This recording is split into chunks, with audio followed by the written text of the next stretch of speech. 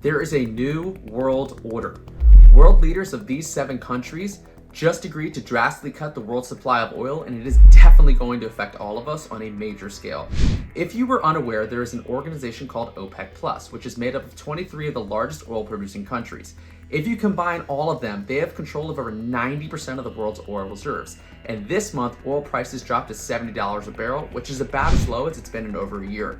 Curveball, this is going to change as 7 of the largest members, including Saudi Arabia and Russia, got together even before OPEC's official meeting, which is really odd by the way, and decided to do a voluntary production cut of over 1 million barrels a day, and that's on top of the 2 million barrels a day they did 6 months ago, bringing the total to over 3.5 million barrels of oil a day that will not be entering the market.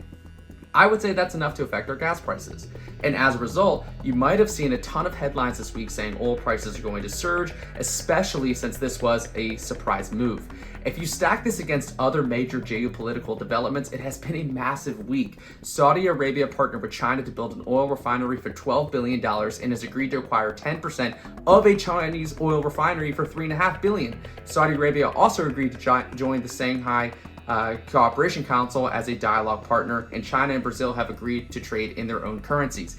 If you don't think these events speak to the same overarching theme, think again. This is a major divide between incentives of the East and West, and the divide is only getting clearer. This cut to production is a major blow to central bankers and governments in the West, where inflation is still persistent. It also points to concerns about global economic growth and overall oil demand.